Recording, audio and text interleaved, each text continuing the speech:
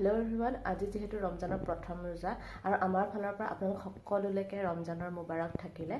আৰু আজি আমাৰ প্ৰথম ৰোজাটো কমপ্লিট হ'ল আৰু ইফতাৰটো আমি কেনেকৈ ৰেডি কৰিলোঁ তাকে আপোনালোকক অকণমান সৰুকৈ দেখাম। তেনেহ'লে ভিডিঅ'টো আপোনালোকে শেষলৈকে চাই থাকিব।